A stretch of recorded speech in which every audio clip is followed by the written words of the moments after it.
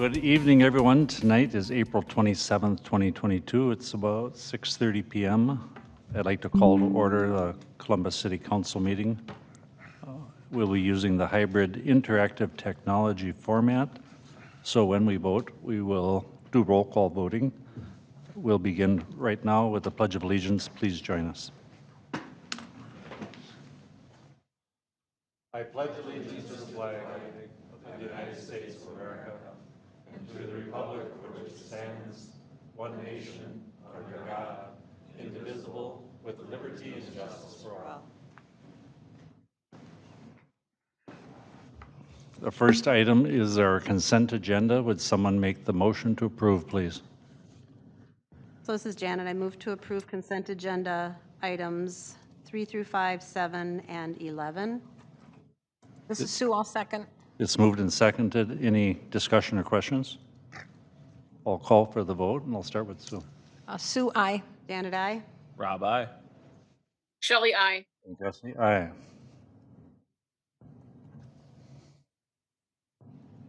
Now we're up to the public open forum. Is there anyone who would like to speak at the public open forum? No? Sure. Come to the table, introduce yourself, and give us your address for the official record. And talk into the microphone. Yes, we have the same ones at school board. I'm Kate Luthner.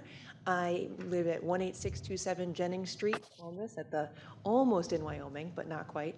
And I came because I'm running for state senate, and we redistricted. So Columbus is now 50% of the area of the whole district. Not 50% of the population, but definitely 50% of the land mass. So we're redistricted in to Blaine. So it's Blaine and Columbus. And I'm running for Senate for the whole thing. And I'm kind of tired of going to endless meetings in Blaine. So I wanted to go to one really close to where I live. So I just wanted to be here and see what I've seen on the agenda. And secondly, as a school board, we've been making sure we go to at least a city council meeting in rotation through all the member cities, just to report up the line to make sure that we're doing a good job. So if you have any school board questions for me, I'd be happy to answer them whenever you want. All right, thank you. Thank you. Thank you. We're down to number 13 already, and there was no meeting for the Planning Commission, so we'll have no Planning Commission report. But we're at number 14 now. The Park Board Vice Chairman Chris King is here with a recommendation on. Good evening. Well, hopefully we get this resolved tonight. I think you guys all got my breakdown. I know you wanted multiple quotes. So I did go out between Andrea and myself getting some different quotes, more than just Abrahamson's. And then I tried to break it down because I know you were looking at cost of trees compared to cost of trees and installation or planting of the trees. So it's kind of broken down that way. I'd like to point out that Applewood Nursery does show to be the cheapest, but if you look at their size of trees, they're quite a bit smaller. So they did not have any that were in the 2 to 2.25, 2.5 inch. So I just want to make sure we're comparing apples to apples when we're looking at these.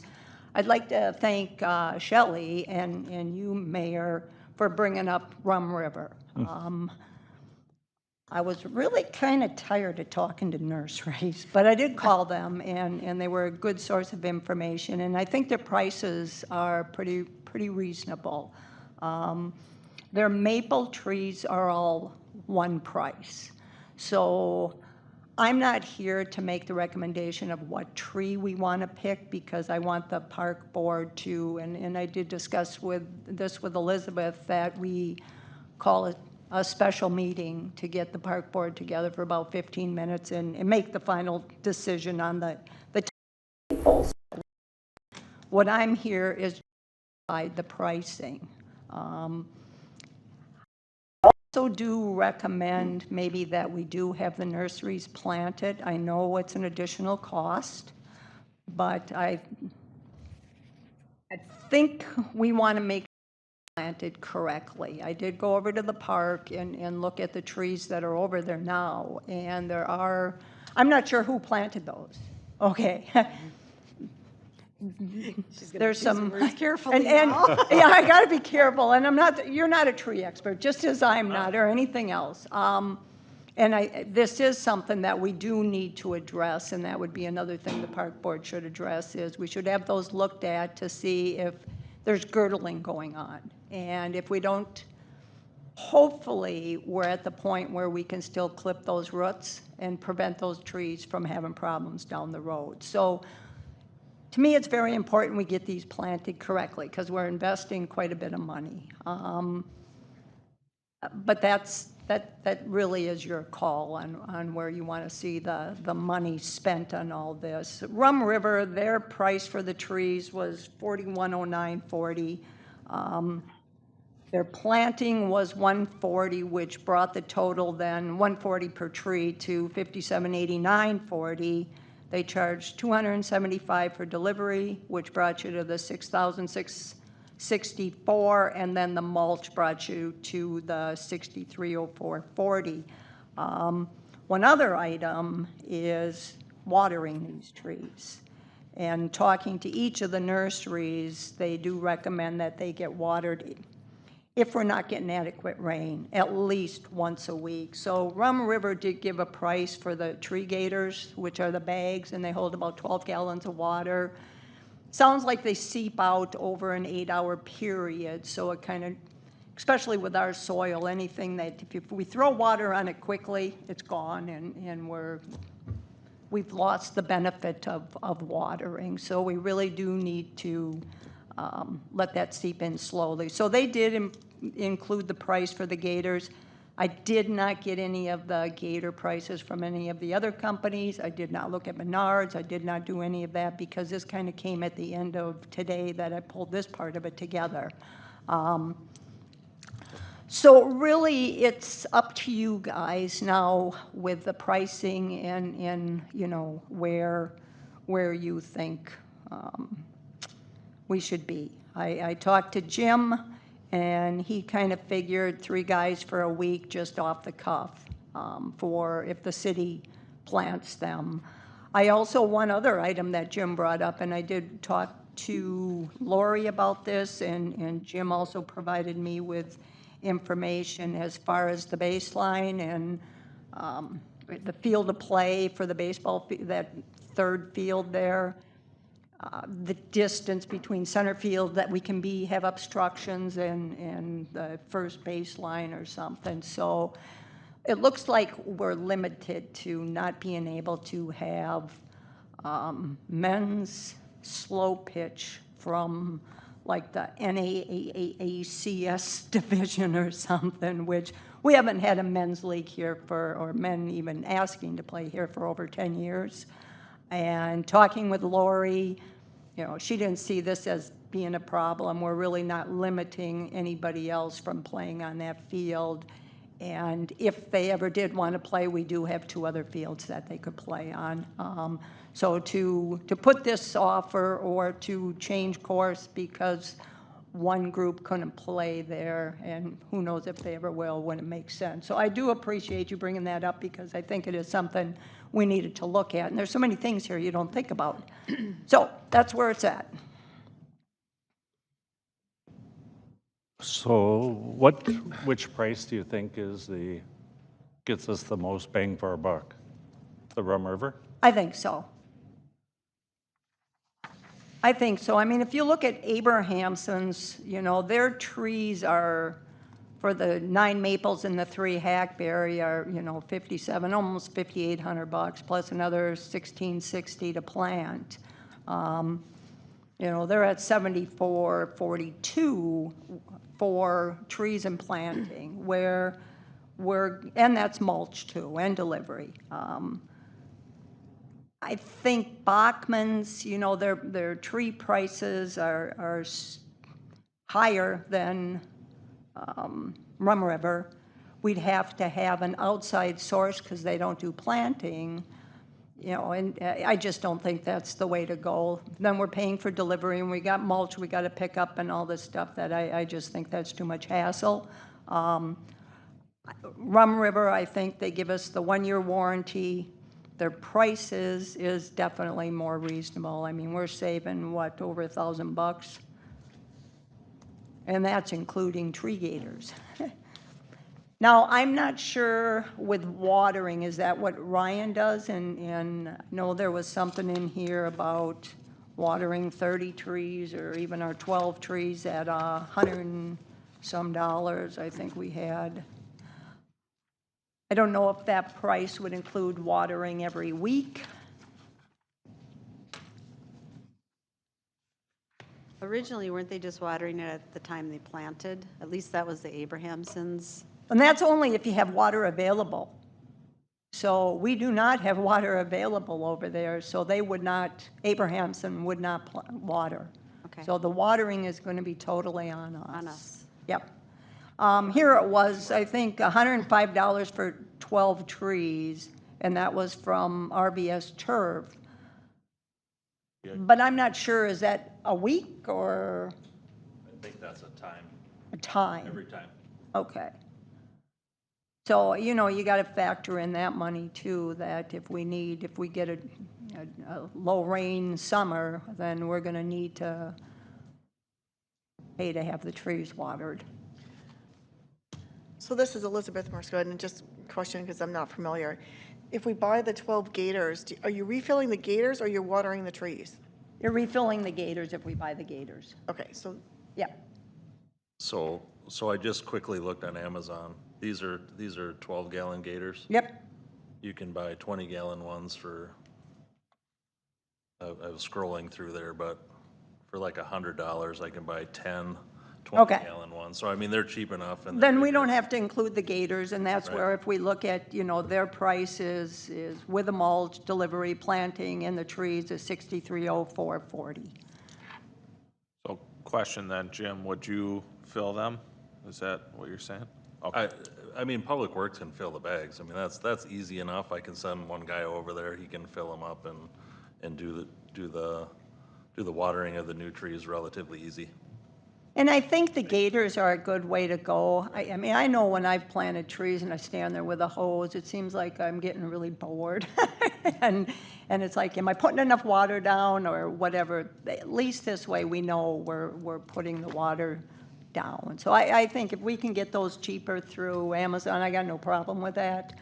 But I do think it's probably an easier way to go with watering. So if you use the gators, then you don't need the service, is that what I'm hearing? Because you'll fill That's them? the way it sounds from Jim. Okay, yay, I'm just trying to help the cause here. thank you. So then what do we need, a motion or? Well, I have one question. Oops, This is sorry. Sue. I mean, there's a price difference between Abrahamson and Rum River. I've used Abrahamson before, and they're very good quality. Yep. I've never used Rum River before. Does anybody have any idea about the quality? I've used them. They're Have really you? good, yeah. Okay. I've planted them myself. I haven't had them plant, but I've gotten spruce and crab apples from them, and they've been really good. I Okay. haven't gotten maple. I bought from them also, and everything was fine, and they did come replace one crabapple that didn't make it through the first winter, and they came out and did it, so Okay. save your receipt. Right, yeah. So I've never used them. I got the name from, you know, Councilwoman Shelley, who I think got it from you, Mr. Mayor. But I will say, I was talking to the forester they had on staff there, and he was very helpful and very knowledgeable, and he came up with some good ideas for maybe mixing up 2 different types of trees along there instead of sticking with one type of maple and that. So they seemed good to talk to and knowledgeable, let's put it that way. Okay, good. But it is good, people have used them. I do appreciate This is the- Shelley. I actually talked with him also, and he indicated that he had planted trees for other cities. So he's familiar with, our problems. I have a question, Jim. you had brought up to me about concerns of the roots of certain kinds of maples going out laterally and blowing up your walking trail and all that. Did I anybody? can answer that. Okay. Okay, I did check that. There are certain maples that do, and again, with how they're planted is a big thing. I mean, maples do, some of them have more surface roots and they're more horizontal and they stay, but planting them to the right depth and also watering them helps to minimize a lot of that problem. One other item, and Jim and I talked about this, and I did talk about it with, multiple nurseries, is we want to plant it at least 10, 12 feet away from the path. We want to minimize the roots so that the mowers don't have problems and tripping hazards or anything else, but we also don't want the path to be cracked up because of the roots. So different varieties of maple have less of that potential, plus planting them correctly minimizes that also. And you And we will make sure we pick those varieties. get the right varieties? Yes. Okay. All right. Any other questions? Well, I was just going to say thanks for all the extra information. I was coming with an extra question tonight, but you have it on here about the warranty, and I Yep. think that's a big thing. So I don't know if did we decide that Jim would do the planting, or are we voting on having them do the planting? I think the recommendation is to have them do the planting, is what It I'm is. hearing. Okay. Yeah. Doesn't mean that that has to be what we say. And I but agree with that's- that. Right. That is my recommendation, but like I said, that's why I've broken it down so you guys can make that decision. Yeah, thank you. So just to clarify so that everyone's on the same page, the recommendation from the park board is the Rum River Nursery with 12 trees with the planting charge, the delivery, the mulch.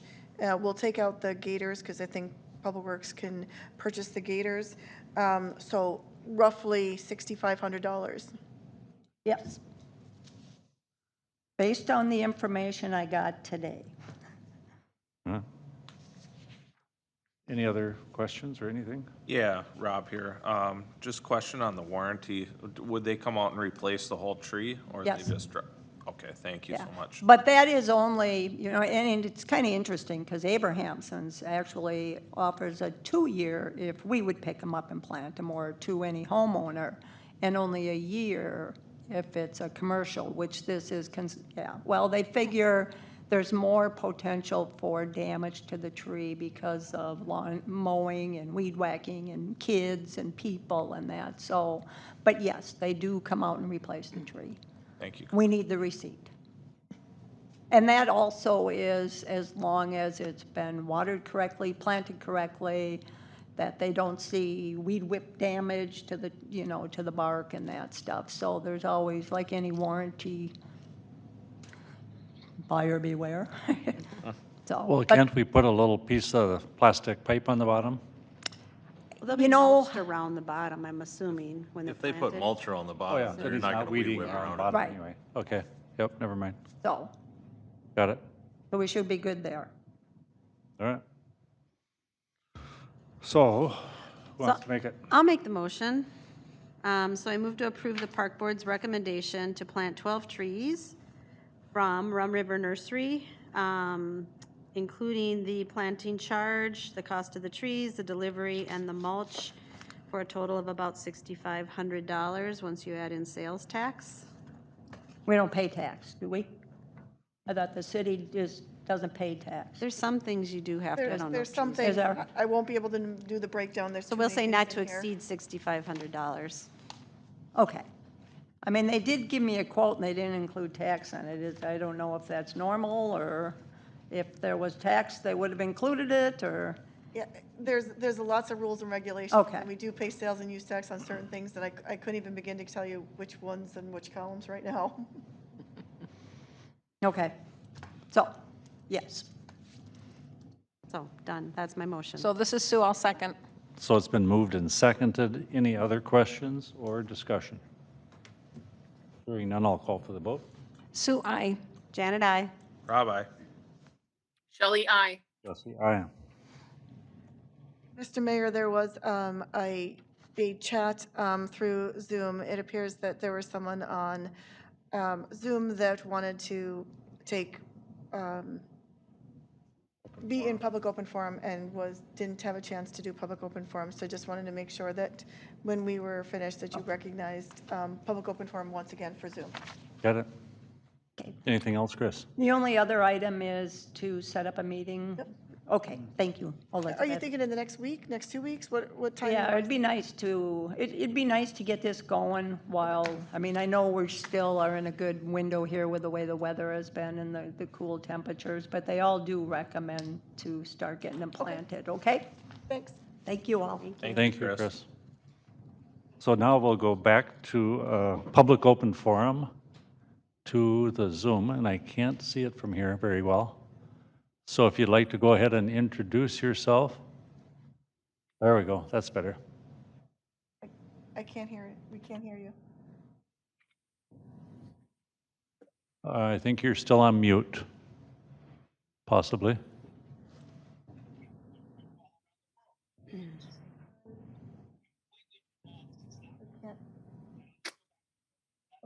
Try again. No, still nothing here. I can't help her here either through my controls. Everyone else can hear us. So it's Mr. not- Mayor, sometimes when you sign off of Zoom and sign back on, you can correct whatever's affecting the audio. Oh, she said she did that, but Oh. it's not on our side. Shelley talked, Alex talked. Mr. Strom, can you hear us?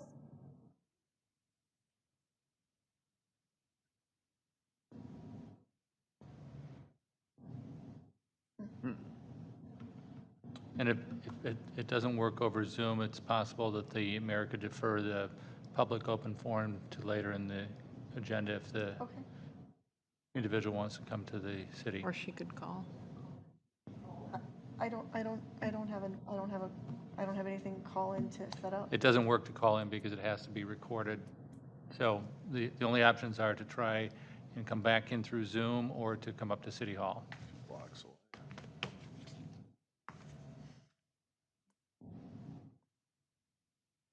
So she can sign out of Zoom and then come back in? Yep, and she's gotta use her computer, Audio. The audio. or audio, that's right. Elizabeth, this is Alex. Sorry. My computer has bad audio, but I am dialed in using my phone. So, Oh, so you had a so you problem could- too? Okay. So you can dial your audio. no. Yep, I always have issues with my laptop, so I always dial in with my phone. If you look at the Zoom link that was provided, or maybe that was just for my Zoom link, but it gives you a list of audio numbers and then it lists out the audio pin, and that will allow you to dial in using your phone. So Jennifer, I don't know if you heard that, but you can dial in using the numbers that's on the Zoom numbers. Yeah, on the phone. I used to do that to you all the time. Available in the agenda. So you're gonna have to. Can you text her one of those numbers? She's doing it. I don't know that she's got any of those numbers. She's got the call-in numbers. Is this Jennifer? Okay.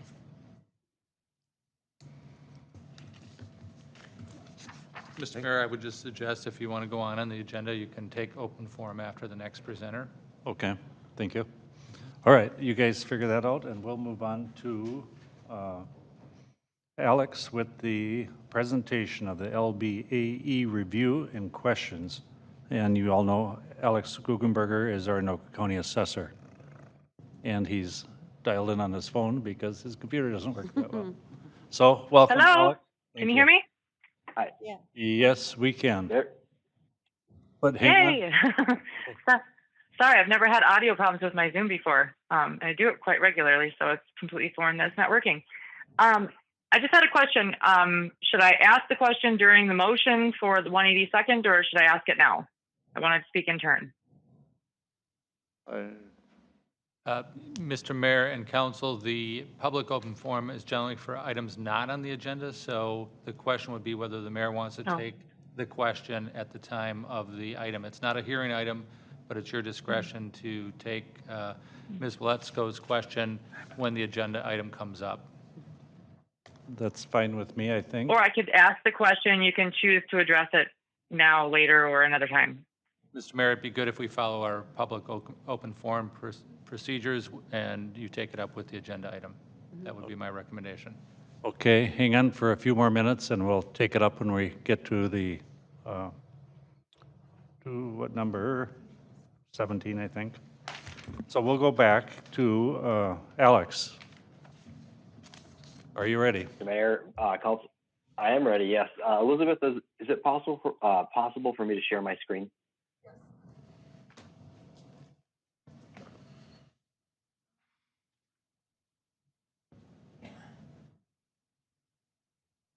There you go. Great, thank you. So at tonight's meeting, I wasn't planning on walking, through page for page through the assessor's report because I'm going to do some of that tomorrow at the public meeting. But I was going to present an overview of where we're at as far as the 2022 assessment is concerned, the number of phone calls, number of appeals, how does Columbus relate to the rest of the county, how does Columbus relate to some of the neighboring cities, and then answer any questions that you guys might have regarding the assessment. So moving forward, I wanted to provide a brief property tax timeline again. January 2nd of each year is our annual assessment date. Every property is revalued each year as of that January 2nd date. Generally speaking, our value notices are mailed out mid-March. This year they were sent out around that mid-March. They're also in the same envelope as our tax statements.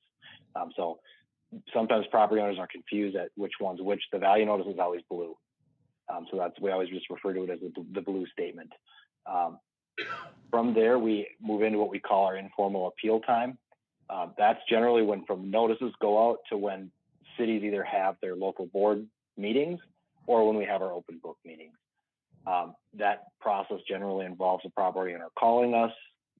We answer any questions. If needed, we will go out to the property owner's home, review the value, make sure, with that in mind, step one is always making sure the data is right. Assuming that data is right and the data is entered in the system accurately, if that new number or the revised number still doesn't look right, we will pull up additional comparable sales to make sure that the number we have is accurate. We'll then offer, if it's a lower number, we generally offer that to the property owner. If the property owner agrees with that number, we then will revise that assessed value. It is important, or I will remind the council that the statute requires that we notify property owners 10 days in advance of the board. So as soon as 10 days before the board, we start tracking changes that we've been recommended, and then we will bring those as almost like a consent list tomorrow at the public meeting.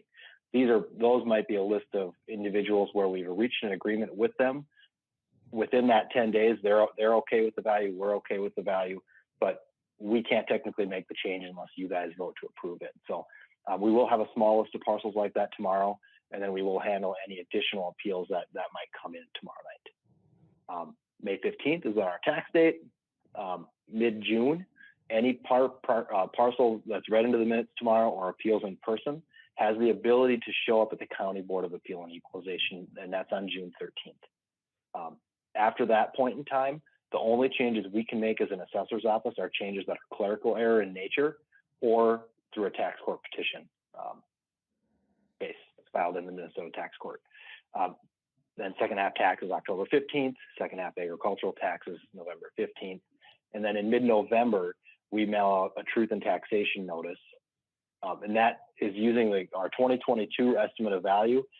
That's giving a property owners an estimate as to what they're going to pay in their taxes the following year. Oftentimes that number is not the exact same number that they get on the bill. That's dependent upon final levies that you guys are approving, this county board is approving, as well as the school district. So they're subject to change in some of those instances. Values and how did we get here? Oops, sorry about that. Quick. So over the last 10 years, it's no surprise to anyone that the market has gone up a lot. We're actually in unprecedented real estate times here as far as the amount of increase we've seen. And this last year has been even beyond all other expectations. This graph here, you'll see that in the assessment report that you were provided. This shows what's happened over sale prices and our median assessed value over the last 5 years. And you can see the maroon line is the sale prices. And you can see our assessed value tracks with where those sale prices are at in any given year. And you can see obviously the very steep increase that we had this last year. So how did the sales that we used to move that value affect our assessment? Overall, all of the cities in Anoka County saw large increases. This table here shows the median home value increase from the 2021 assessment to the 2022 assessment. As you can see, the bulk of our homes are in the upper teens to lower 20s or mid 20s in some cases, with a countywide median increase of 21.52%. Values were very consistent as far as what they went up across the entire county, Columbus being no different there. There we go at 18%.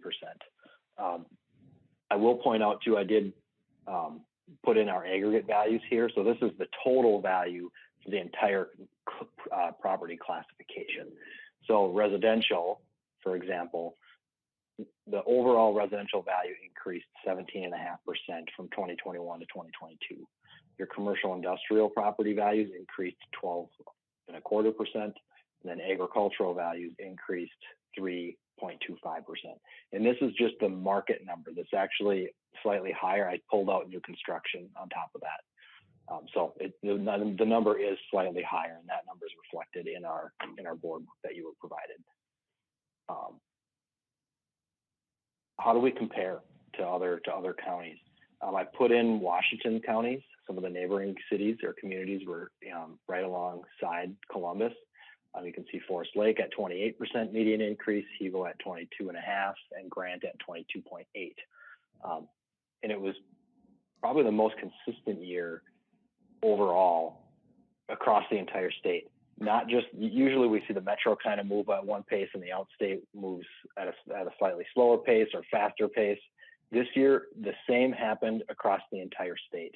And this map here does a good job kind of representing what happened to the average residential value across the state.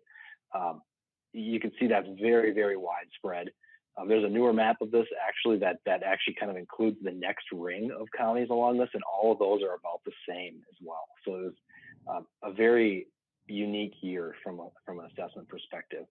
And obviously that's going to lead to a lot of people's questions is, what have call volumes been like? What are appeal values like?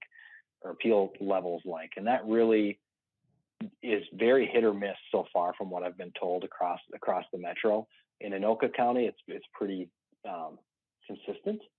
Overall, our calls are up, quite a bit, but our overall appeals or the number of parcels we're actually changing is about the same. A lot of the questions we're getting are questions from property owners where their values now exceeded $413,800. That's the threshold when properties lose their homestead market value exclusion. So in the prior year column on their value notice, they can see they had $5,000 or $10,000 in market value exclusion, and now they have none. So because they're missing that number, it's resulting in a lot of them calling to say, what happened to my homestead exclusion? It's not that the property is not homesteaded anymore, it's just they're not eligible for an exclusion anymore. And when you have median home values creeping up like they are, not as bad in this county, but in some of the cities like Columbus, you're getting close to where your median value is getting close to that 413,000. So that would mean half of the parcels are almost at the point where they're losing that exclusion amount, where the other half are still receiving it, which is new. I know there are talks at the legislative level to potentially move that threshold up. Right now it's like 480,000 is that number, so I'm not sure that's really going to impact anything. But it is interesting to note that they are talking about potentially moving that. So as far as calls from Columbus are concerned, overall we've had 25 what I'll call total contacts as of 5 o'clock tonight.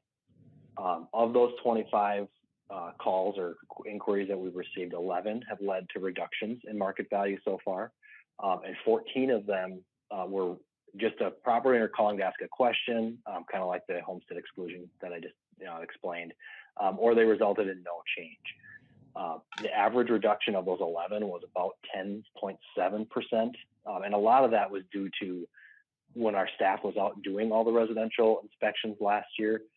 They weren't doing any interior inspections, and now we are. So in some cases, our staff were allowed to walk through some of these parcels, or they didn't have the opportunity to in the fall, which allowed us to get a better gauge of what the interior condition and quality was of some of these homes. So that's where you're seeing some of that's what's representing that 10% decrease on the average 10% decrease of those 11.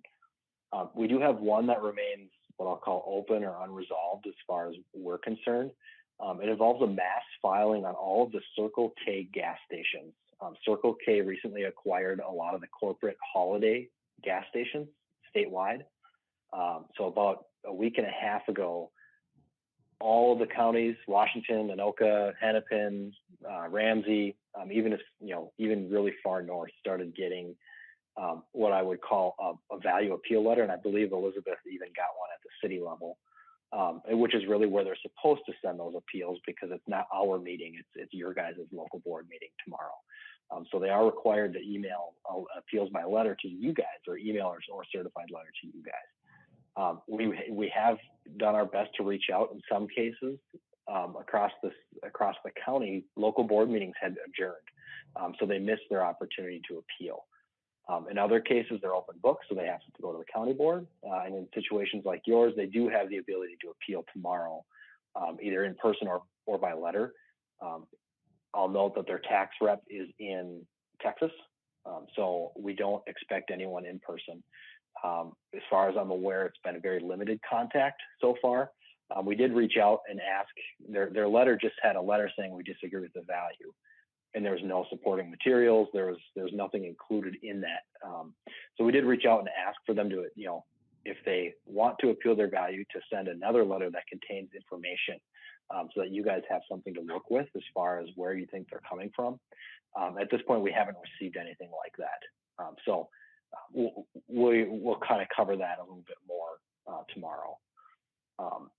As far as what we can expect tomorrow in this county, I'd say we'd average 1 to 5 walk-in appeals at each one of the local board meetings. In typical years, maybe that's 1 or none. This year, it's just we've had anywhere from 1 to 5, and a lot of those, it's individuals that have walked in that have never reached out or called or contacted our office at any point.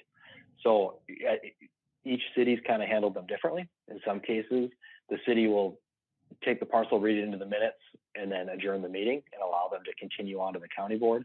In other cases, since we haven't done any work on it yet, they will recess and have the meeting or hold a second meeting within 20 days. So that's something that we'll kind of cover tomorrow. But we don't expect a really large turnout tomorrow. That could be different.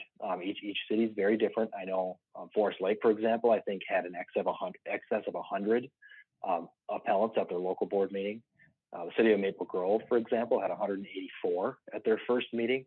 And then they had another 50, I think, at their second meeting last night. So it's kind of hit or miss depending on where you're at as far as the number of appeals. But so far in Anoka County, it's been relatively quiet. But we did a fair amount of outreach, more so than some of the other neighboring counties, as far as we had our newsletter that went out, the Anoka County newsletter that goes to all households in the county. That went out about a week before value notices did. And I think it was page 18 in that newsletter that outlined what happens if your value increases. How does that impact your taxes? So we tried to get out ahead of some of this and provide more information to the public to help eliminate some of the calls. So we do think some of what we put out there as far as posting that, including that notice, as well as adding some information on our social media sites, helps limit some of the calls that we got. Does the council have any specific questions regarding tomorrow's meeting or value changes that that we've worked on?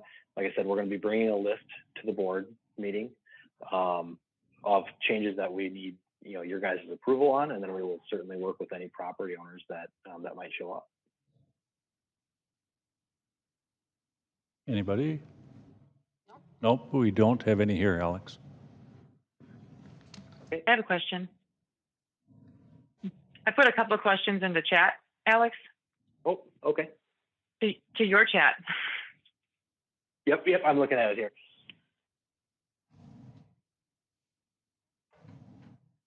Okay, so to answer her question, her first question is on the graph here. I'm going to try to share my screen again here, just so that everyone can see what we're talking about.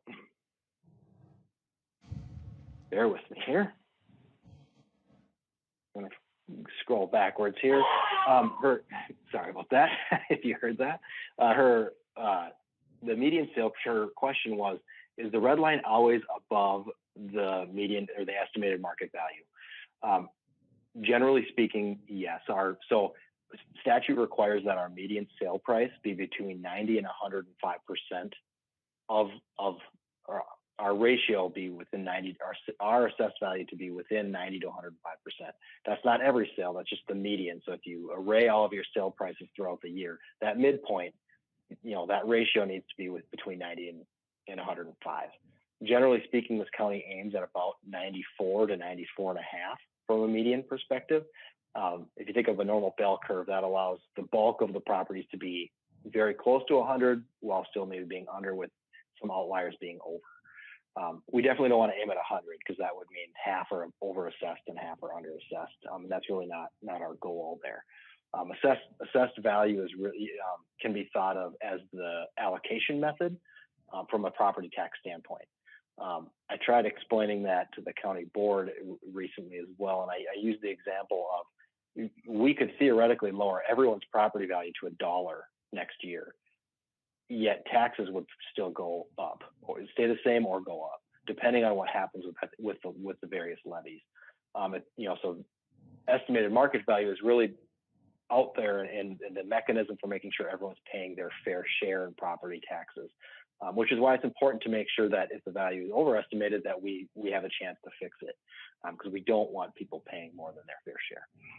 I'm just going to get back to your other question here. Okay, and her other question was, why did the homestead exclusion go away? It's not that the homestead exclusion goes away, it just phases out. Back in 2010, 11, maybe even 12 timeframe, it used to be referred to as the homestead credit. And essentially that just meant that the state was reimbursing local jurisdictions a portion of that tax. But when the state had budget issues, instead of deciding to say, okay, we're going to take some of our money and give it back, we're just not going to collect it anymore.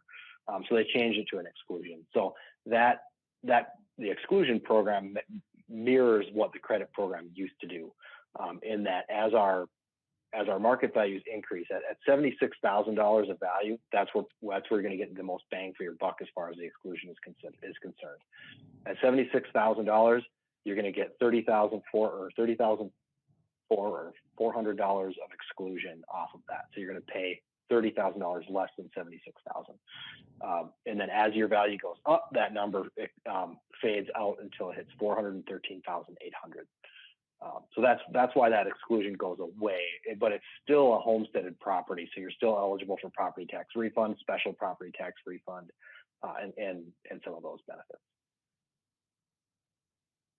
So after 413,000 value, the exclusion or the credit or the tax benefit goes away? Is that what I heard? Yep. So on the notice, when your home value is below 413,000, you might see $400,000 of estimated market value. You might see $5,000 in exclusion and a taxable market value of $395,000. So in that particular case, your taxes are being calculated off of the $395,000, not the $400,000. So as your home value exceeds that, those two numbers become the same. Your estimated market becomes the same as your taxable market value. So there's no difference there. And the other thing to note is the tax rate changes as property value exceeds $500,000. right, for any property under 500,000, it's 1%. And then any value that exceeds 500,000 goes at 1.25%. So it's not all the value at 1.25. It's just the first 500,000 is at 1%. And then anything that exceeds 500 is at 1.25%. Okay. Thank you. Appreciate that. Yep.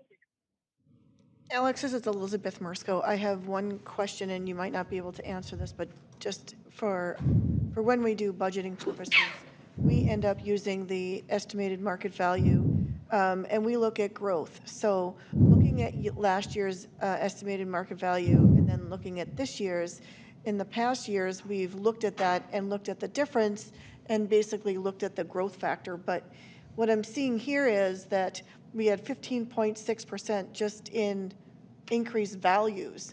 So is it my assumption that if we do that number and it comes out to, let's say 26%, I would then subtract out the 15.6, and that really is the true, what I would say, growth rate in Columbus? Yep. So that I took out the new construction. So that would, the growth in estimated market value would be 15.67%. We are working on getting all of the jurisdictions' taxable market value, because taxable market value is going to look different this year, especially now that more residential parcels are losing that exclusion. There's more value that's sitting in that residential pie, I should say. So you might see a growth factor for residential of 15, or well, I'll say 17.7% right now. But if you look at the taxable, that might really be 18.5 or 19%, because there's more value just through the way the tax calculation is concerned and what values are doing. You're getting more taxable value because homes are losing that exclusion amount. But I can certainly provide that to you and the council here as soon as it's ready. And that would be helpful. Did everyone follow what I was? There's an artificial growth rate because of values versus new growth rate, meaning new taxable market value on the books. And I think we have to be careful to make sure that we understand both when we're doing budgeting. I just wanted to make sure I had those numbers. Yeah, it ultimately, the way, if you guys did absolutely nothing with your levy, you left it exactly the same, but it's going to cost, let's say cost the exact same amount of dollars to run the city, the exact same amount of dollars to run the county and the school district next year, taxes would theoretically stay roughly the same. There's going to be shift between the different property tax classifications because they each pay at a different rate. You have some classifications getting bigger while some aren't getting as big as fast. So theoretically, taxes would stay fairly constant in that sense, and you'd actually see your effective tax rate drop just because there's more value to get to your tax rate's going to drop in that instance. In my example of $1 earlier, if we lowered every property to $1 and you guys kept your levy the same, your effective tax rate is going to skyrocket because that tax rate is needed to generate the amount of revenue that you guys are going to need at the end of the day to operate as a city or a county or a school district. Thank you. Any other questions, anyone? No. All right, thank you, Alex. We'll see you tomorrow night. Thank you. We'll see what kind of crowd we can get. Yes. Yeah. 6:30, don't be late. All right. Won't be. Let's move along to pages 7 and 8 in our packet is a notification of the resignation of Mark Daly from the EDA and Park Boards.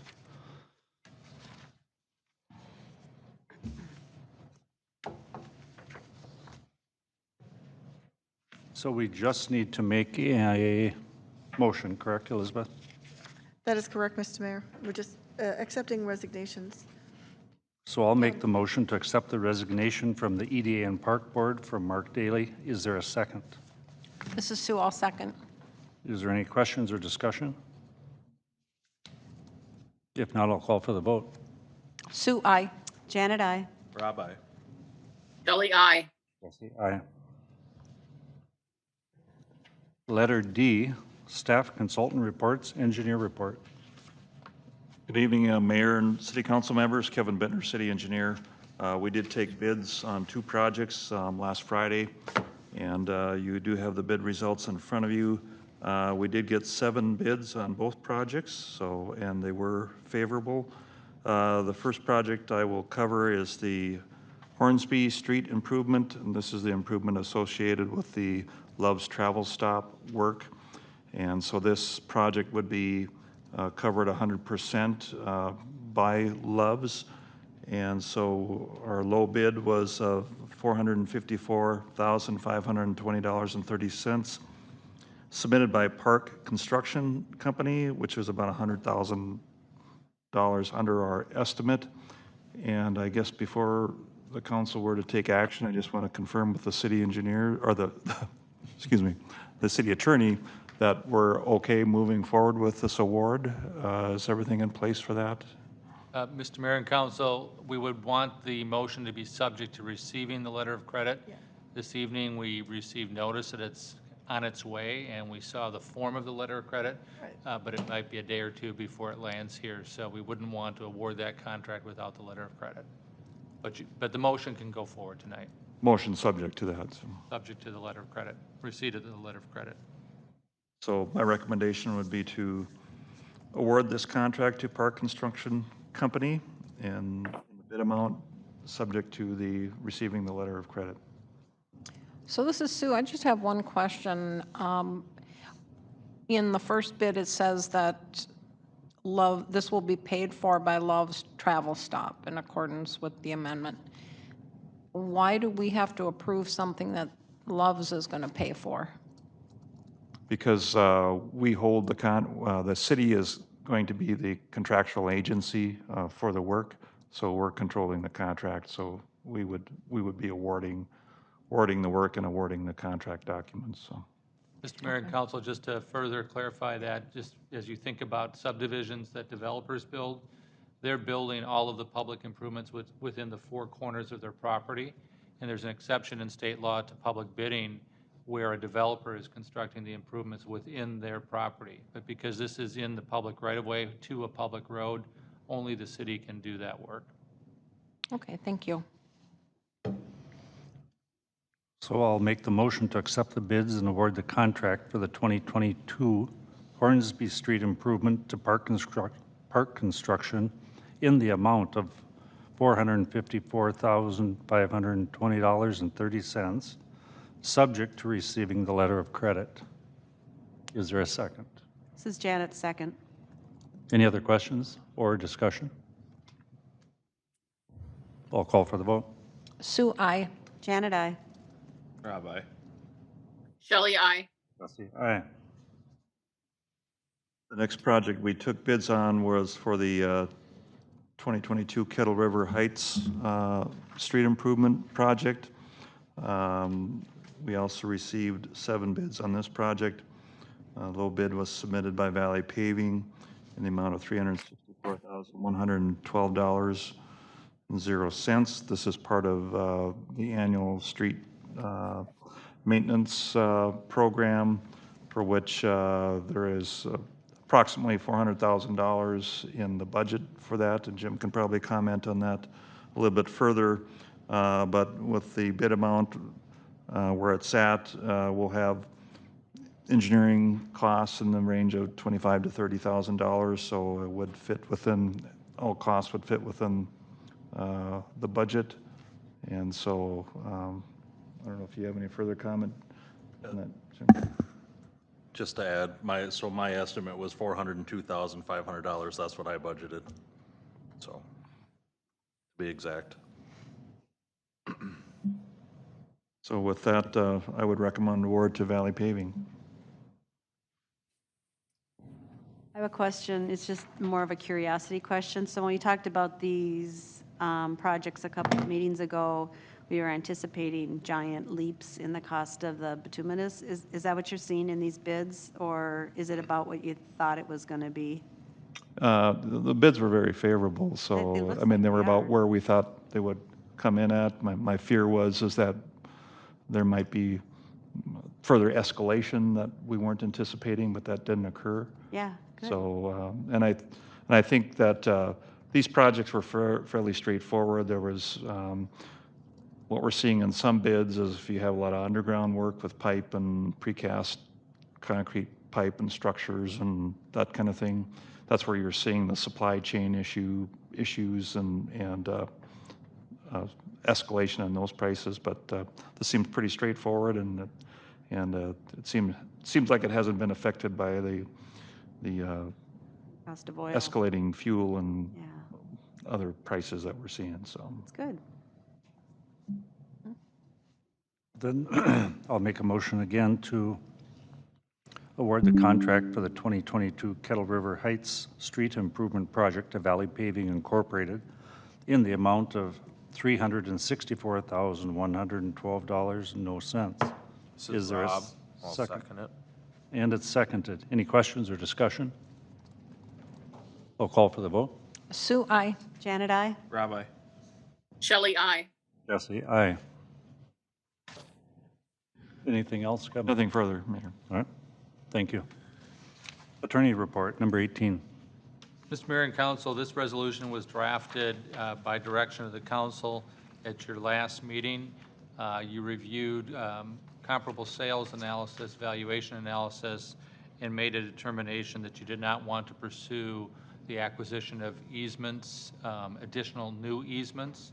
So just to refresh, there's an existing temporary easement which is not fully utilized today for a cul-de-sac. There's a turnaround that's existed for many years since the home sites at the end of it were developed. There's a recommendation from your Public Works Director to improve that through either a new cul-de-sac or a turnaround, and ultimately with the council's direction not to acquire easements, you've asked us to bring forth this resolution. So that's presented to you, and I'll just pause to see if you want to take any comments or questions. Has anyone here got questions for the attorney? If not, Jennifer, now you can ask your question while we're on this topic, if you'd like. Hi, thank you. My question has to relate to, I understand that they're developing the cul-de-sac on 5317 and 5348 lots within the 66-foot right-of-way.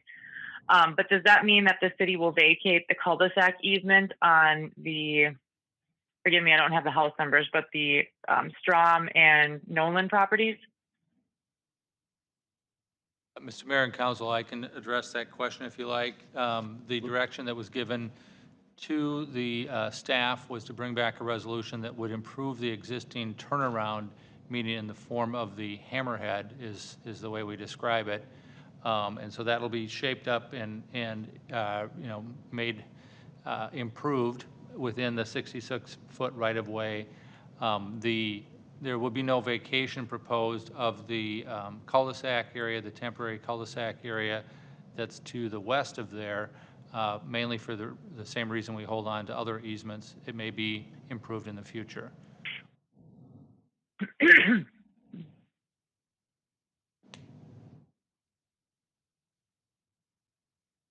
Curiously, why does the city hold on to easements such as that when they've moved on from it?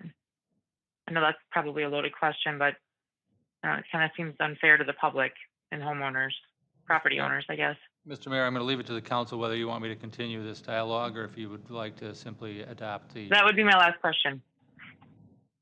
Mr. Mayor and Council, in various meetings with landowners, we have repeatedly set forth, not just in this case, but in others where that question is asked, that until there's a determination made by a council that an easement is in excess to the city's needs, meaning you'll never need it, you'll never improve it, and therefore it can be vacated, cities generally, including this one, hang on to those easements because once you let them go, they're difficult and costly to acquire again in the future. So that's the rationale that's been given by this council and frankly, virtually every city that I've been in contact with. Thank you. Thank you. Would someone Thank like to make the motion? So this is Janet. I'll move to approve Resolution 2207 to order 182nd cul-de-sac road design and improvement. Is there a second? This is Sue, I'll second. Any other questions or discussion? I'll call for the vote. Sue, aye. Janet, aye. Rob, aye. Shelley, aye. Jesse, aye. On to number 19. Well, Mr. Mayor, I have a couple other items for you, Oh, if you don't sorry. mind. Just a couple of updates on legislative matters. The first is with regard to our small cities legislation, which the city's taking the lead on, but now there are 40 communities involved. We are working with the Senate tax chair to try and get the matter that was heard in committee included in the omnibus tax bill. It's not there yet, so we are working with the senators, in this case, that represent the 40 communities that are benefited. If we're successful there, then we would work on the House side to do the same. So that's just a status report. This is where the sausage making gets interesting. And so we're in the last, 5 weeks, 4 to 5 weeks of the legislative session, so stay tuned. In addition, we're continuing to lobby for the passage of the permanent transportation funding for small cities. So we hope to get one or both, but we're working on both those measures that are working their way through the legislature. So I'll stop there if there are any questions, and then I'll move on to the broadband funding report. How was the feeling at the Capitol? Or is Well, that just a guess? I think specifically, one of the comments I got is, and right before our bill, there was a significant measure for commercial industrial property tax relief. And so there's the regular commercial industrial property tax, and then on top of that, there's a state levy that was what the school districts used to levy. And so a really big group of commercial industrial property owners were on before us and testifying on behalf of that classification of property, that we have one of the highest in the country because of that additional layer of tax. And so the only comment we got back from some leadership is, you're asking for this in a year when we're trying to give commercial industrial property tax relief. Our response is this is a very modest measure to correct problems with fiscal disparities, problems with gas tax, and problems with the local government aid formulas. So we don't really see the two as linked, but that's how linkages are made. So we're working to try and overcome that. But that's, if you talk about what's the mood, at least in the Senate, is to give permanent tax relief. The House and the Senate have different objectives, and so that's why you need to move in both bodies if you can. All right. So Bill, you said there were 40 communities that have signed on. Approximately how many representatives would be involved representing those communities? Well, fewer senators, because obviously there's just a smaller number of senators with bigger districts. That's a good question. I would say probably in the range of maybe 6 representatives and 3 or 4 senators. So, we have, that many folks interested. And in election year, they like to show, constituent relief, if you want, if we call it that, or, constituent services or responsiveness, much like the next topic we're going to talk about with the broadband funding. But so we are reaching out to those senators and representatives to make the case that you need to, now there's 40 on the bandwagon, we need to have some help, getting this bill passed. And other than the comments that we're trying to link to the commercial industrial bill, have you encountered any pushback on this? Not really. I think most folks that we've talked to understand the inequities of programs that have existed for 40 years and really haven't been tinkered with too much.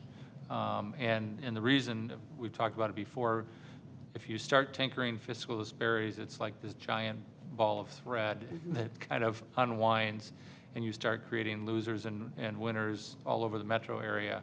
Whereas if we do this thing that we've created adjacent to fiscal disparities, we only affect those 40 communities that are now benefited by the bill.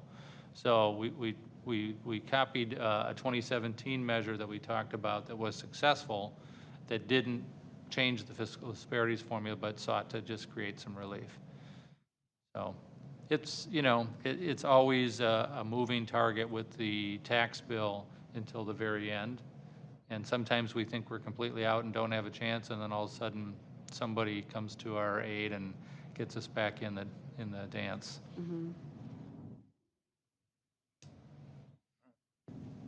And then another somewhat fast-moving effort that kind of landed with a thud, unfortunately. We, after the council gave us direction to reach out, we reached out to Senator Klobuchar's office, Senator Tina Smith's office, and Representative Tom Emmer's office. And what we were asking for is, you know, what are the available programs that we can get into? Well, it turns out that the week that you made your motion to direct us to do that, the deadline was closing on community funding projects. Now, it's one of many programs, so we're not out of the race at all, and it's actually an annual program. But when we contacted Emmer's office, it said, sure, go ahead and submit an application. And so we raced like crazy to put in an application, and then I followed up with leadership in DC, in Tom Emmer's office, Representative Emmer's office. And by the time we got our application in and they were sending it on to appropriations, they had 39 communities apply, and it's a limited pool for this particular funding. And so they used the filter or screen of the Representative Emmer wants to fund roads and bridges. That's his priority. And I, of course, said, because I had 5 minutes on the phone, I said, had we known that, we have some road and bridge projects we'd like to talk to you about. But Megan Knight, who works in our DC office, said, you know, it's now on her radar, both the broadband request and, you know, the road and bridge requests. And so that when this cycles around to the next annual appropriation, we're going to be early in that queue. Meanwhile, I've asked her to then track the flow of funds. I mean, there's still a lot of broadband money, and so not all of that is being earmarked or handed out in terms of community projects. So the next request was really the one we talked about at the council level a couple weeks ago, and that is to try and track where those monies are going to land, which agencies are going to have decision-making over how that gets divvied up. So hopefully we're in the front of that line, even though we're in the back of the community project funding line. So it was I maybe expressed a little too much frustration, having been, it was kind of like, you know, go ahead and submit your application. Oh, by the way, we've, you know, 10 days later, or not even. We filtered that out. That actually was similar to our conversation with them earlier, where it's like, you know, are there earmarks? Oh, I don't know, I need to check on that. In the meantime, they've already put through 6 earmarks for somebody else, so. Right. And I just, you know, I know this is recorded, but I did provide that comment. Thank you. to Did not escape us. Yes. Thank you. So I just forgot what I was going to say. Anesthesia's still wearing off, sorry. If we're ahead for next year, or what do we do for next year? But I want to be clear that we're not waiting a year. Yeah. The direction to our DC person, Megan Knight, who's very good at, you know, some of those earmarks that you saw, she was active on those requests. So I'm not going to point out which ones, but in any event, I said, you know, we want to be successful in getting the broadband money that's coming generally from the federal government to the states and through to the localities. So let's figure out that path, and let's do it, you know, sooner than later. I remember what I was going to ask. So with Klobuchar and Tina Smith's office, was it just a timing, like you're sorry you're too late, or was it we're not interested? Because Klobuchar's talked a lot about broadband and the problems with, you know, not having access, and recognizing that it's not just in the hinterlands that's a problem. So it seems to be a pet project of hers. So I'm just, if it was more of a timing issue, I don't know if there's any point of doing more education, but I've heard her speak a few times, and she's misquoted statistics, like by tenfold wrong, underestimating, how many households actually are underserved or not served at all in the metro area. So I don't know if it's even worth, just sending a letter saying, here's what's happening, or maybe that's what you guys already did, but I'm just hoping that if we can continue to kind of knock on her door and remind her of, we're in the 7-county metro area and this is reality here, somehow it will raise to some staffers and Megan's. I don't know. I'm just hoping that we can be her poster child. Mr. Mayor and council members, the contacts that we will make following this application process, and to answer your question, council member, yes, we were a couple days past deadline, which was very frustrating. We got your direction on Wednesday. The funding deadline was on a Friday. We wouldn't have been able to, meet that. So they politely said, sure, contact us again. But it's our intent to go back to the two senators' offices, particularly Klobuchar's, because of her interest in broadband, and find out, what that process is and how do we get in the front of the queue. Great, thank you. Yes. Good, So we're not done yet. good. It's a good fight. All right. Anything else? That's all I have, Mr. Mayor. Thank you for your efforts. Sure. Update on the Personnel Committee report. Janet. Okay, so there's a short report here that, Shelley, did you get it by email? Okay. So at the June 23rd meeting, we got council direction that we could reclass the accountant position to a senior accountant and increase the budget for that position. And we've done that and rewritten the job description and reposted the job. So we went from having 0 applicants to 14, yay. The 14 applicants have been received and scored. And when I say applicants, for those of you who maybe haven't been in the workforce in the last maybe 5 years, it's really changed. I mean, back in the day, if you got an applicant, the person walked in the door and handed you their application or they mailed it to you. These come from all over the country via a computer where they press a button and say, send my resume to every accountant position that's out there. So still, it's 14 instead of 0, so that's good. There were 2 that looked promising. Elizabeth diligently tried to reach out to those 2. It sounds, I just talked to her before the meeting, it sounds like we didn't make any progress with those 2, so we're kind of still back at no applicants that we feel are at the level we need to move forward with that. So, as you know, we currently have a contract accountant here, Lisa. We had gotten direction to extend a contract through May 13th for her because we needed to get through our annual audit cycle, and we will be getting through the annual audit cycle. And we had hoped that we would have a staff person hired by that time, but we have not. So we need to do something about that. We either need to extend her current contract or to look at a different contract and look at a period of time. And Personnel Committee went over a number of options and asked Elizabeth to reach out to her contact at CLA to get some pricing on that. And we just met yesterday, so there hasn't been time to get that. In the meantime, though, we have a contract that's going to be ending at the middle of May, which, if you haven't looked at your calendar, May starts this weekend. So we need to do something. We need to get direction to at least move the contract date out, or give direction to move the contract date out for at least a month to get us time to look at other options, and also see if we can, shake the bushes a little bit more on this position.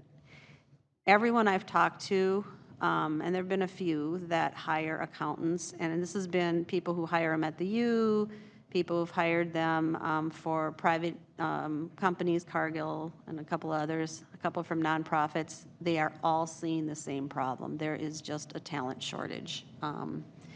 So we're in good company, I guess you could say, but it doesn't solve our problem. And so we're going to have to figure out, if and we kind of had this conversation a year or so ago with the building official, whether or not we, decide that we turn this into a contract position for some period of time and then revisit whether an employee makes more sense, or whether we think, we might luck out and get an employee, or we continue to look for an employee while we maintain somebody with a contract. But clearly we need to have an accountant here. We need to meet payroll. We need to keep our books in order. We need to start our budget process very soon. So at this point, what I would suggest is that we give the Personnel Committee, or actually Elizabeth, authority to extend the contract for a month so we can investigate other options, and then we'll come back to you with what those options should be and what our recommendation would be. And hopefully we do that by the next council meeting. And I'm happy to take any questions if anybody has any.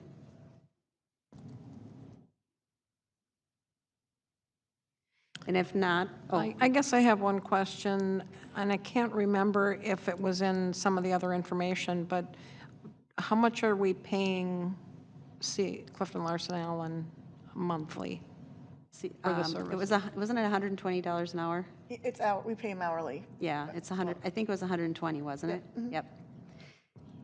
So, and I can't remember what our annual salary that we were approved broke down to. Was it close to $50 an hour, 40-something dollars an hour?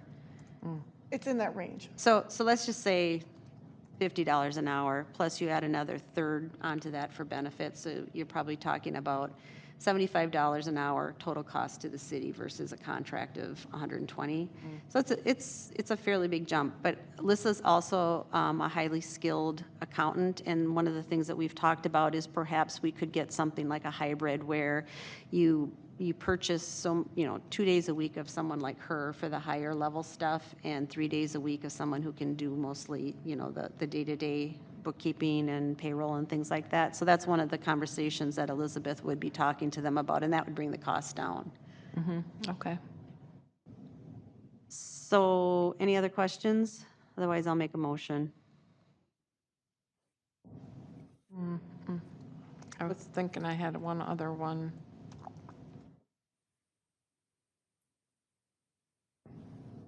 How about when you reposted, did you do any recruiting firms?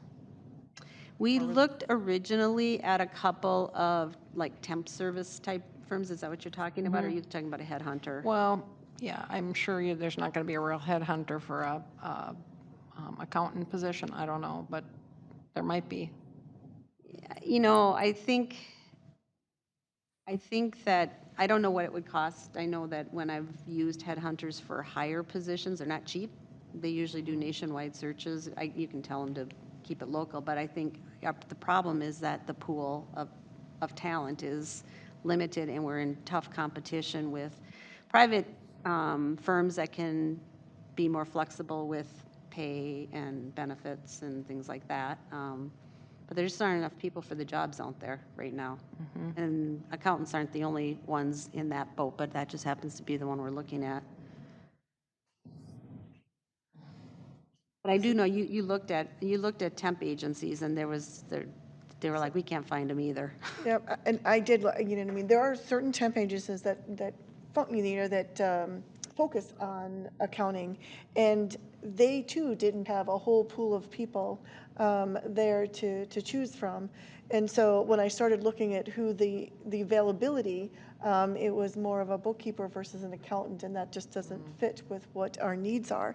But just to give you an idea, I did post to the Minnesota State site, and I called them because after I posted, I couldn't find my posting, and I thought, oh my gosh, I must have done something wrong. And so I talked to the help desk, and she said, oh, no, you didn't do anything wrong. She said, we have 273,000 postings on this website, and there's 12 categories, and the category you chose was accounting. And she said, there's probably over 500 postings. So the way the program works, only the first 500 postings will actually come up. And she said, and there's no particular order that the postings come up unless you put 1 mile or you actually put City of Columbus in it, and then those postings would come up. So my problem was, in the first 500 listings, my posting didn't come up, so I couldn't find it. But she assured me my postings were there. So I just was, when I heard that, I thought, okay, this is a little overwhelming. 200, on that day, there were 273,000 jobs posted on the Minnesota site where, you know what I mean, people were looking for, or to fill positions. Wow, okay. And I think one of the things that Elizabeth shared yesterday was that that person she talked to said that the traffic on their website is unprecedented, and the website was never designed to handle that kind of traffic. So, welcome to our new reality. Any other questions? No. So then I would move that we direct Elizabeth to extend the contract for Lissa through May, and to continue conversations with CLA to investigate other contract opportunities while we still continue to post the position and try to recruit for an employee, and we'll come back in a week, 2 weeks with a report. Yep, I'll second if that was a motion. Moved and seconded. Any other questions or discussion? Anybody who knows a good accountant, send them over, please. I'll call for the vote. Sue, aye. Janet, aye. Rob, aye. Shelley, aye. Wesley, aye. Next item is the Community Center Rental Policy Report. Is that me too, Elizabeth? I can do it if Yeah, you want me yes, to. that's the rental one, yes. All right. So there's no written report for that. It's very short. We met with the Lions on the 19th. As you know, they had historically had their pancake breakfast in our community center, and since COVID, they have not done that. They would love to come back and host their breakfast here, and we would love to have them back. So we wanted to understand what their timeline was and what their requirements were. It was a great meeting. We had actually quite a number of them there, and we seem to be on the same page. Right now, we're working towards having them come back and start the pancake breakfast in September. They have one more that they're going to be hosting at St. Joe's in May, and then they will break for the summer as they usually do and come back in September. We talked to them about what equipment they needed, you know, how long they need to reserve the room to set up. They want to be responsible for cleaning and setting up and things like that. So there's some work we need to do to come back to you with a policy, a fee schedule, and we want to obviously get this all taken care of by well in front of the September start date. So all is good. It looks like we'll be able to bring them back. They're excited about that, and we have some work to do in the next couple months. Thank you. Next item is an update on the Events Committee report. Sorry. Want to take it? I can take it. Okay. So this is Sue, Shelley, and Elizabeth, and Lori, and Connor, and I met last Friday, I think it was.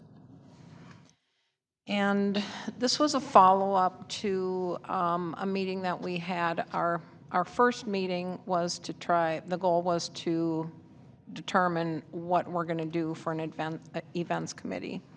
And the challenge is that we don't have a lot of people, and in order to plan an event, you need a lot of volunteers. So one of our ideas was to go to the park board because some of the activities would be in the park or in the community center. We weren't really looking at specifically like the Fall Festival or anything in particular. We were trying to be open and looking at some different things. And so the park board did talk about it, and in the memo here, it just outlines some of the things that came out of that meeting, which was brought to our meeting last week. And it was that, again, it's going to be difficult to find volunteers to form a committee. But also the council would need to establish a budget that the subcommittee would have full control over. And Mark Daly had suggested renaming the subcommittee Parks and Recreation Subcommittee. But there was no volunteers from the park board that wanted to join the committee. So we regrouped, and we thought, really, our biggest challenge is getting volunteers. So we need to that's our first step, is to find out if there's volunteers in the community, to form an actual subcommittee with enough members to do everything that needs to be done. So our next step is to send out a communication, and I think it's going to be an email, or was it going to be a letter? I can't remember. Connor, do you remember? We had discussed putting it in the upcoming newsletter that we were hoping to send out at the end of next month. Beyond that, I don't believe we had officially specified any other advertisement. Okay, I think we were going to also, just because we already have some emails, there's a list of 40 or 60 emails, we were going to email to that group. If we do get enough volunteers, then we will look into kind of what the rules of engagement, put the program together, set the goals, and the purpose, and put more structure around it. So that is our next step. Any questions? This is Janet. I have some comments. So I've been involved with a lot of nonprofits over the years, and this is something that nonprofits deal with all the time, because the lion's share of the work that's done in nonprofits is done by volunteers. Volunteers don't just organically show up and say, I'm going to run this program. You need someone to champion it. That could be a coordinator, that could be a volunteer who's been assigned that task. So I think before you go out and shake the bushes for people who are interested in this, you need to figure that stuff out first. You need to figure out, who's this subcommittee going to work with, who's going to direct them, who's going to be the cheerleader, besides the budget piece. Because the worst thing you can do is get a bunch of people excited about something and not have that figured out, and then they lose interest and go away. My assumption is that the subcommittee would report to, or would work under, the events committee. So there would still be the events committee of, right now it's Shelley and myself, and that could change, and Elizabeth and Lori. That's good. And then figure out your, what your goals are and that kind of stuff. And then that will be a lot easier to get people to sign up, because they know what they're signing up for. Right, we can put the goals together before. So I might have misunderstood you. It sounded like you were going to try to recruit the volunteers first and then do that. That was the, yes. Yeah, I would mean, we suggest doing could- it in the other order. Oh, okay, That's all. That was my comment. thank you. Any other questions? Thank you, Sue. Public Works report.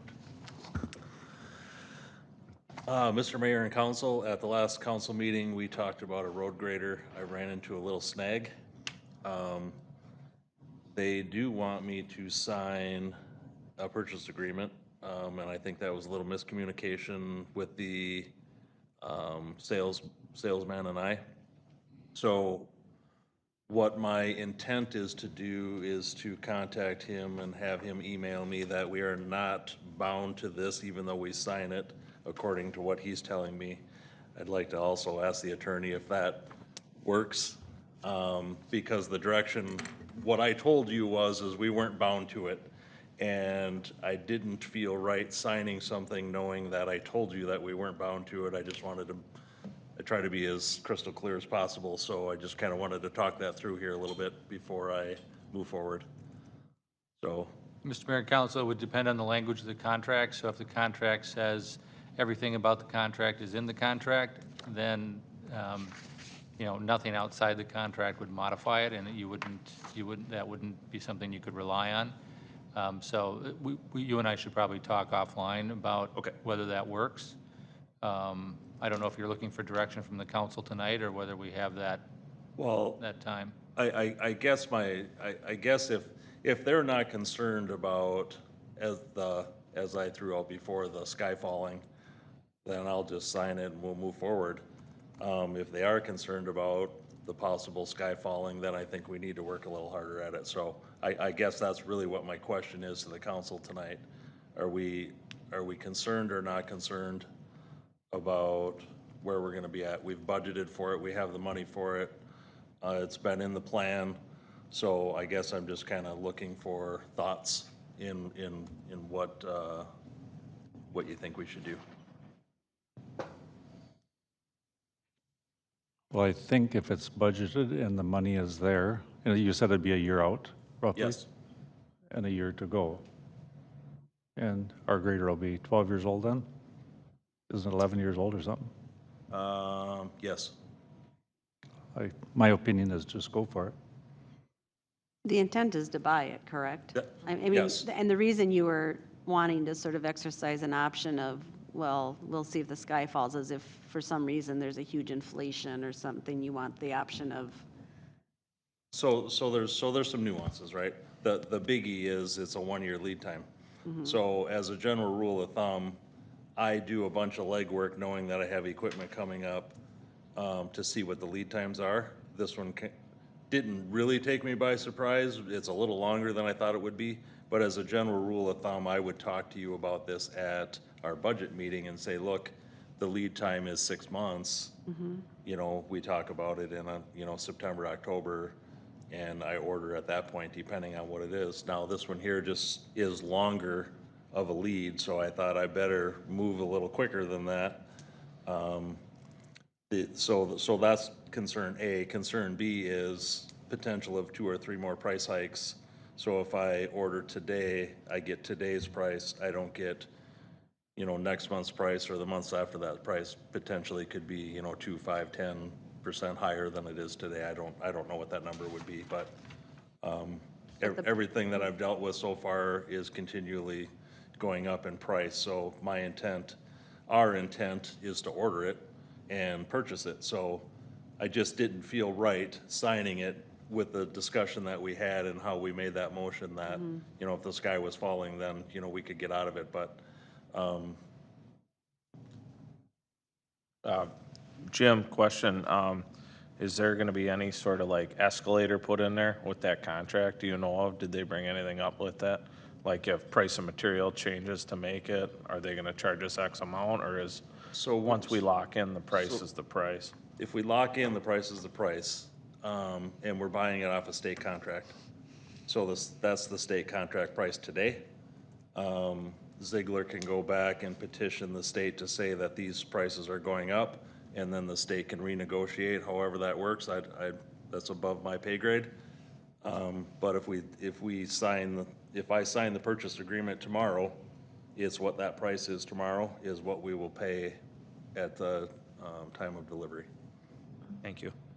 So Jim, it seems like the question then is that this is a purchase you want to move forward with, but at our last budgeting, we were putting money aside, but we weren't authorizing the purchase of it, and now you're saying, I want to be able to purchase it before the next budget cycle begins, even though you've put money aside. I mean, I think that's the question, which is. In a nutshell, it is a 2023 purchase. Yep, Because of that crazy lead time. yep, As a general rule of thumb, I've always ordered that prior year. yeah. If it came in December, we wouldn't pay for it till 2023 anyways. So it will be a 2023 purchase. whether it be January 1st or June 1st. Will it be a 2023 receipt of goods? Pardon me? Will it be a 2023 receipt of goods? Yes. Okay. So I say go ahead and sign it. Do we need a motion or anything, or? Mr. Mayor and Council, I thought you authorized the purchase, but Jim, I think, is covering the fact that he said we can get out of it, and now he's saying we can't get out of it. So it'll be up to you if you want to make your motion again under the new circumstances, or let your motion stand. I guess, so in essence, I'm saying that I'm gonna sign this piece of paper. My sales guy is saying that if we don't want it, we can get out of it.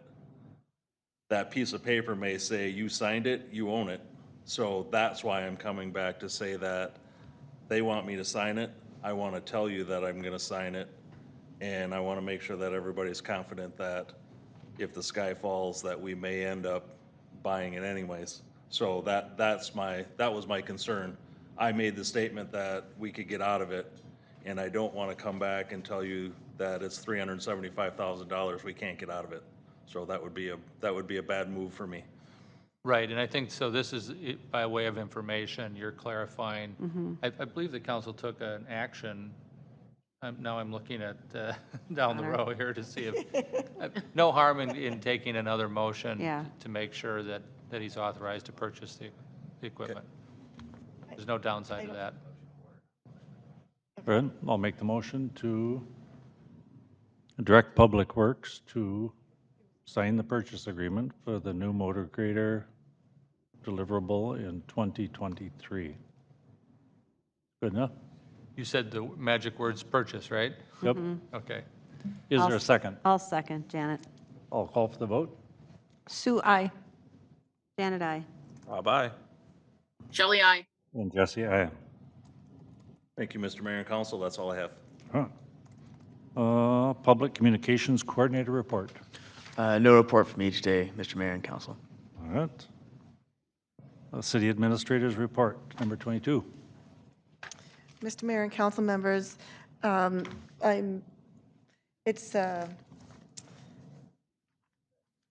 we received a resignation from Ben. It's a very sad for me to report that he will be leaving us. He's been a great employee for 3 years and a great help to me overall. So I wish him the best. He's going to the city of Stillwater, which he feels is a good opportunity for him. And I can welcome anyone to my pity party because I will miss him a great deal because he was a really big help for me over the past 3 years because it really took 40 hours worth of work off my desk. So I will miss him. So with that, you need to accept his resignation. All right, I'll make the motion to accept the resignation from our Associate Planner, Ben Gutkenik. And I believe that's effective May 3rd. Correct? Yes, next Yep. Tuesday. Next Tuesday. Yep. This is Janet, I'll second. It's moved and seconded. Any other discussion? Well, I guess I was just curious how quickly we're going to be able to post for his position. I see there is a, you So- have a job description. If we finish this motion, I can answer that, or let's do that. Well, he asked if we had questions. Okay. So that was my We've question. already posted. Yeah. Because it was a replacement position, it was budgeted for, so we didn't need council approval. So we've posted it, it's same job description. So that was the direction of the Personnel Committee to Elizabeth right when we got that email saying that he had resigned. Okay, So thank you. it's out there. And are they lining up for the position? So we received 5 applications, and if we had a GIS position where, to do mapping, we would really get some really good candidates. Apparently in the planning world, we haven't been as successful. So to date, of the 5, I would say no one has the criteria that we're looking for. They may be in a different area, just not in planning. And I will say that in looking at the industry, so Ben took a position with Stillwater. Their planner took a position with Forest Lake. And so we're seeing movement in the industry within the planning sector too. In this particular case, when Ben came to us, he had a couple of internships, and then over the past 3 years he's spent with us, we've kind of built the knowledge, and so now it's a matter of if we can find someone with experience, that would be great. I'm just not sure what the pool of people is in this particular case, but over those 3 years, we've experienced that we do have the need for an associate planner, even though we have Dean and the expertise of a senior planner. We do have the workflow in order to not only keep them busy, but beyond. I think for both of us, we've processed a fair amount of applications. We've had a fair amount of meetings with people. We've had great success, and I know from the Planning Commission, I know that he enjoyed his time working with each and every one of them. So we've kind of built this, over a 3-year period of time where he's taken on more and more responsibility. So we hope we can find someone with that level experience, because going back 3 years is still going to be quite hard in big picture. So you'll all have to bear with us, because again, he's leaving Tuesday, so it's going to take a little bit longer, because there isn't anyone to fill his shoes at this point on all the work that he's done. And it's not to say that Dean has said he's going to stay with us, but Dean isn't here to answer the phones and go to the counter and do all those things that he did. So it's not just a planner, processed all the building permits for zoning, answered all the questions that came in every single day, had meetings with people. So it's a lot more than just, one sector, and the park board and some of the other things that he's done. So, and that's one of the good things that Ben did. If you asked Ben to do something, it didn't matter whether it was in park or the building department or the zoning department, he volunteered for it all. Thank you. So This is Shelley. I have a question. Go ahead, Shelley. When Ben came in, he was at a certain level. Is the position that we posted at the higher level or at the level he started at? We posted the position at the associate planner level. We did not post it at the planning tech level. So when we initially, 3 years ago, we posted at the permit tech level. And we also only posted it for, 24 hours a week or something? It was 24 part-time, 24 hours, yeah. essentially.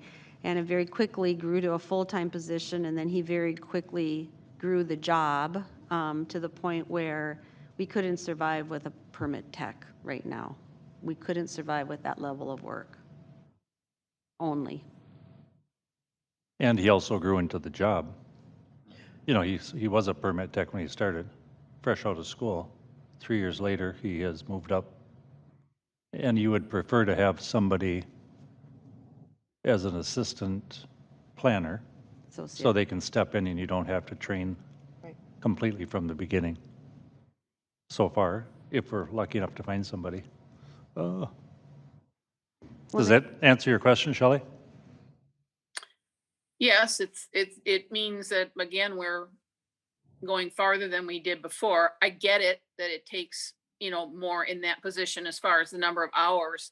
But I'm just saying, if somebody was to come in and needed some additional training, because we put a lot of training into Ben using, the Elizabeth and everybody. I just, I don't understand why we would go in and try and hire somebody at Ben's level at this point. Well, I think just to keep. We're talking 3 years. Yep. So we actually did a pretty extensive exit interview with him yesterday as well, about, I don't know, an hour and a half. Yeah. So that was really helpful. And one of the things that I thought about was to try to have a workshop scheduled that, you know, the council can sit down and we can share some of the information about the personnel committee can share some of the information about the staffing, you know, what the responsibilities are, how they've changed over the years, why it keeps seeming like we need more and more and more, because we do need more and more and more. Well, let me take that back. We need more and more and more if we want to continue to provide service. And that's a question for the council. The council gets to decide whether or not, what level of service we want to provide our constituency. And depending on the answer is how you staff. So, you know, that, and it's a fair question. And it may be that, you know, we don't feel the need to provide the level of service that we do, or we don't want to support the kind of development that's coming in, and therefore we don't, you know, we don't have staff available as they have been, or staff at that level. But because we can always take a posting down, and because this position was budgeted and this position, we did not change the job description, it seemed like the prudent thing to do was to get that posting out there as fast as we could, because per previous conversations, we didn't need council approval to do that. But certainly if people feel like we should take it down and have that conversation first, we can. But, you know, time is of the essence. So I think I'm not, it's this a is fair Shelley, que- and I'm it's a not fair trying to question. ask anybody to, you know, do that. I'm just saying that I really like the idea of having like a workshop and kind of understand where we were, let's say 3 years ago, and where we are now, and the number of people that we've added, the number of hours we've added, and the number of levels we've added. Yeah, I think that's, I agree with you 100%. It will be mind-boggling and I think we need to share this. I think you guys all deserve I to appreciate it. understand that. Yep. So do we have room, Elizabeth, on our next workshop for this topic? Shelley, thank you for the segue. So next week on your May 3rd, that is my intention is to have more of an organizational chart so you can all understand where our workload comes from, and a little bit of an overview of that. And then we also have a concept plan. So we are having a joint meeting. So it's a joint city council planning commission meeting. And so we will have the concept plan first, and then we'll go in and talk about a little bit about staffing and process and workflow, at least primarily in the planning department. So I think there's a good understanding from the planning commission through the council just where we were and where we are today within planning and zoning, because it has changed tremendously over the last 3 years. And I think we can share some of the information that we got from Ben in the exit interview. He actually kind of broke down, you know, how much time he spends on an average week doing certain tasks. And that was really helpful for me to kind of better understand what the needs of the city are and sort of how we move forward in this, so. And that meeting is this coming Tuesday, correct? Oh, I'm sorry, did I say, his last day is on Tuesday, or if I mix those, the meeting's on the 4th. Meetings, Wednesday, it's a joint meeting. got it? So the Wednesday. joint meeting is on Wednesday. Okay. Got it? All right. What else, Elizabeth? So we have a motion and we need to vote. I'll call for the vote. Sue, aye. Janet, aye. Rob, aye. Shelley, I. Anything else? I have nothing further for my report. Let's do, I have nothing further to report. Anyone else that I've missed? Rob, anything? Nothing. No report, Mr. Mayor. Janet, anything else? Nope. Sue? Nothing. Shelley? No, sir. Oh, then. Thank you for all the work on the trees, Shelley. I know, I felt really comfortable that you and Chris were tag teaming on that. So tomorrow night at 6:30 will be our LBAE meeting with Alex and whoever shows up.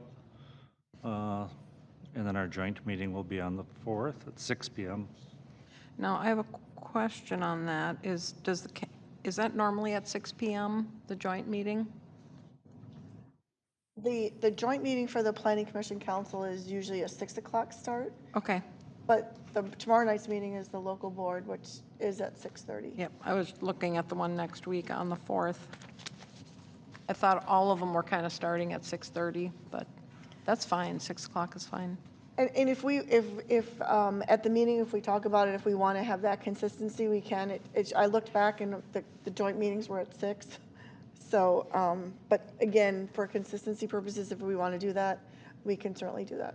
I think, Sue, what we started on that was that we were going to do a joint, it's almost a workshop. I think it says meeting here, but we were going to do a joint workshop with the Planning Commission an hour before they're scheduled, which at the time we decided that was 7. And then the idea was that if there was items on the agenda, then the workshop would just be for 45 minutes or so before. And if there was not, then we could extend it and tackle some of the projects. And then for various reasons, that kind of got waylaid, and I think that's what we were trying to pick back up again. Okay, that makes sense. Someone like to make the motion to adjourn? This is Janet, I move to adjourn. It's Rob, I'll second. I'll call for the vote. Sue, aye. Janet, aye. Rob, aye. Shelley, aye. Jesse, aye. Our meeting's adjourned for tonight.